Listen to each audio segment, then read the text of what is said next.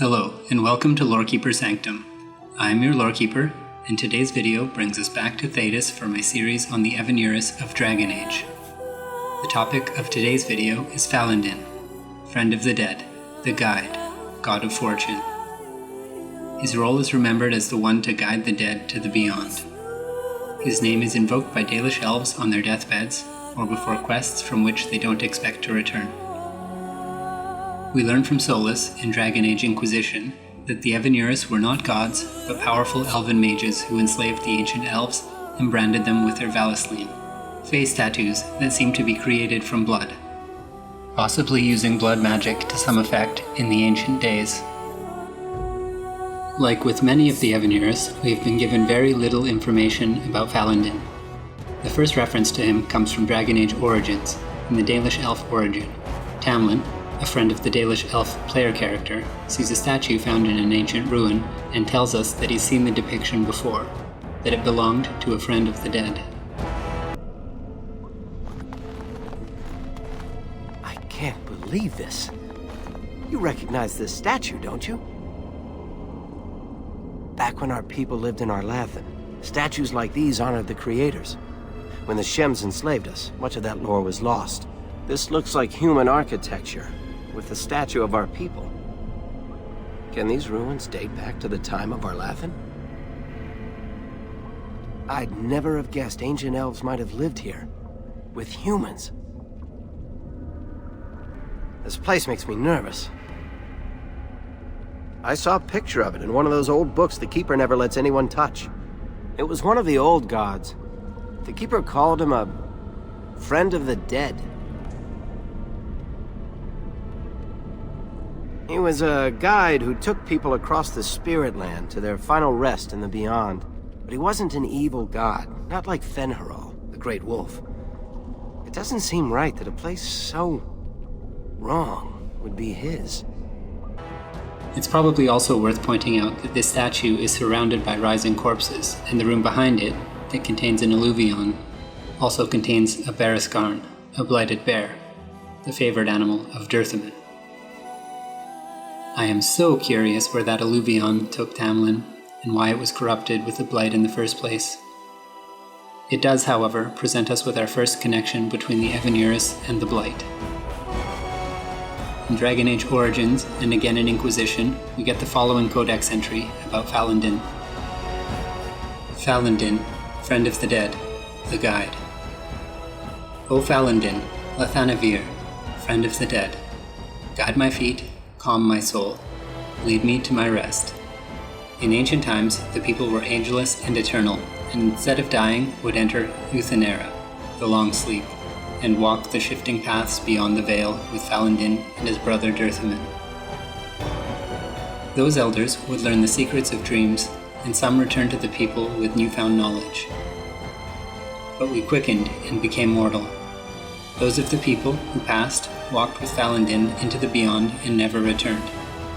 If they took counsel with Dirthaman on their passage, his wisdom was lost, for it went with them into the beyond also, and never came to the people. Then Fen'Harel caused the gods to be shut away from us, and those who passed no longer had Falon'Din to guide them, and so we learned to lay our loved ones to rest with an oaken staff to keep them from faltering along the paths, and a cedar branch to scatter the ravens named Fear and Deceit, who were once servants of Dirthaman, now without a master. As told by Gishrel, keeper of the Ralafaran clan of the Dalish elves. According to Gishrel's propaganda, Falon'Din is known to guide the people to the beyond, where they would learn knowledge while in Euthenera, to bring back to the people. But when Fen'Harel locked the Evanurus away, the elves lost this, like everything else. They now bury their dead with an oaken staff in hopes they will find their path, and a cedar branch to scatter the ravens of his brother Dirthaman. Solas tells us in the Trespasser DLC for Dragon Age Inquisition that it was his actions that took these things away from the elves. Their magic, their immortality, everything. Falon'Din is remembered as the twin brother of Dirthaman, god of secrets and knowledge. They were known to be inseparable. The following codex entries are found in the Temple of Mythal in Dragon Age Inquisition. Twins in Shadow. Dirthamin and Falon'Din are linked in Dalish legend as inseparable twin brothers. Scraps of elven stories from after the fall of Arlathan, transcribed into Devinter and recently lent to our fair university, refer to them as twin souls, but draw no family connection. The oldest stories never even name them directly, referring to Falon'Din as Dirthamin's shadow, and Dirthamin as Falon'Din's reflection. The little we understand implies their bond was not romantic, beyond even the strongest friendship. The legends of Dirthamin and Falon'Din may have been an allegory for complex elven relationships we lack context to comprehend. From a treaty on the pagan and heretical customs of the Elven, by Senalin Tavernier of the University of Orlais, commissioned by Empress Celine. It's clear that there was a very strong bond between Dirthamin and Falon'Din, as the two are usually brought up together. There are a variety of ways that their connection could be interpreted, though I can't say that I'm confident enough in any of them being correct to suggest them here. Dirthamin, Keeper of Secrets. The twins Falon'Din and Dirthamin are the eldest children of Elgar'nan the Allfather and Mythal the Protector. The brothers were inseparable from the moment of their conception, known for their great love for each other. That is why we often speak of Falon'Din in one breath and Dirthamin the next, for they cannot bear to be apart, not even in our tales. When the world was young, the gods often walked the earth, and Falon'Din and Dirthamin were no exception. Both were delighted by the many wonders of our earth. They played with the animals, whispered to the trees, and bathed in the lakes and streams. Their days were filled with bliss, and they did not know sorrow. And then one day, while passing through the forest, Falon'Din and Dirthamin came across an old and sickly deer resting beneath a tree. "Why do you sit so still, little sister?" asked Falon'Din. "Play with us," said Dirthamin. "Alas," spoke the deer, "I cannot. I am old, and although I wish to go to my rest, my legs can no longer carry me." Taking pity on the deer, Falon'Din gathered her up into his arms and carried her to her rest beyond the vale. Dirthamin tried to follow them, but the shifting grey paths beyond the vale would not let him. Separated for the first time from Falon'Din, Dirthamin wandered aimlessly till he came across two ravens. "You are lost, and soon you will fade," the raven named Fear said to Dirthamin. "Your brother has abandoned you. He no longer loves you," said the other, named Deceit. "I am not lost, and Falon'Din has not abandoned me," replied Dirthamin. He subdued the ravens and bade them carry him to Falon'Din. This they did, for they had been defeated and were now bound to Dirthamin's service. When Dirthamin found Falon'Din, he found also the deer, who once again was light on her feet, for her spirit was released from her weakened body. Both Falon'Din and Dirthamin rejoiced to see this.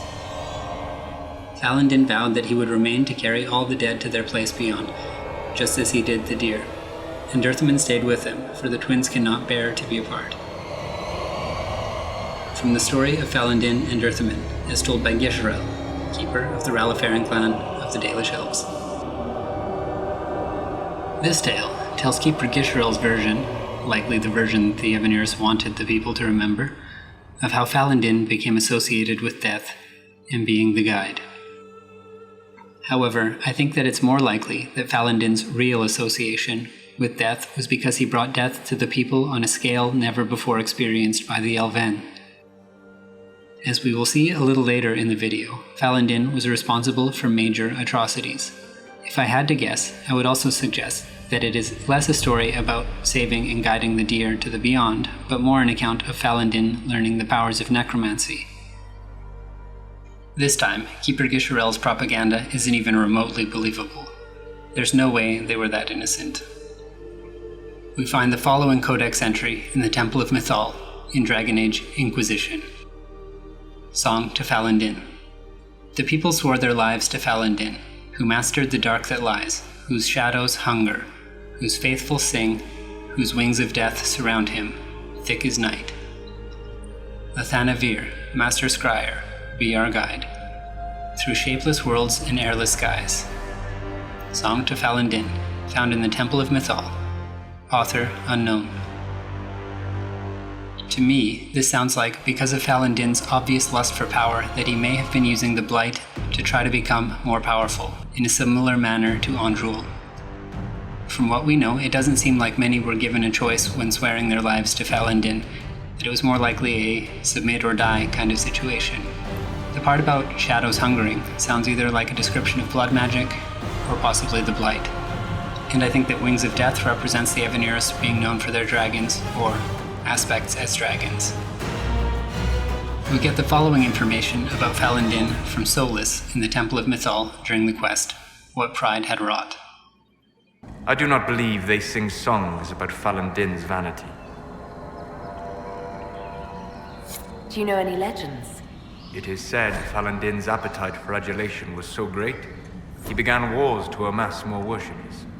The blood of those who wouldn't bow low filled lakes as wide as oceans. Mythal rallied the gods once the shadow of Falon'Din's hunger stretched across her own people. It was almost too late. Falon'Din only surrendered when his brethren bloodied him in his own temple. My clan never told a story like that about Falon'Din. The further the Dalish spread, the further their stories branch and grow. Never mistake them for arbiters of true elven culture. It seems that Falon'Din was definitely hungry for power and willing to do anything to achieve it. Filling lakes the size of oceans with blood definitely indicates slaughter on an unimaginable scale. Hearing what Solus has to say about it, and knowing that there is likely a connection to necromancy with Falon'Din, it sounds like he wanted everyone to serve him, if not in life, then in death.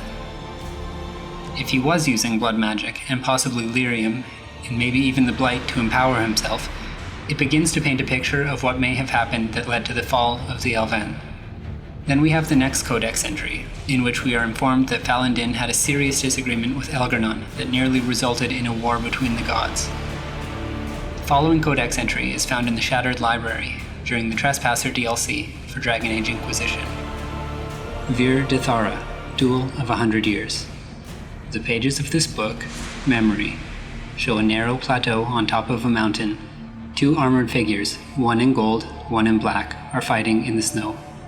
Steel flickers so fast the air hums. Blood dots the ground. They do not stop for breath. The one in black makes no sound as a blade parts his throat. Mythal, in her wisdom, interceded in an argument between Elgar'nan and Falon'Din. With clever words, she convinced them to settle their grievance through a battle of their champions. Elgar'nan and Falon'Din agreed and set their champions against each other, rather than declare war among the gods. May those nights long be remembered, and Mythal's wisdom be praised.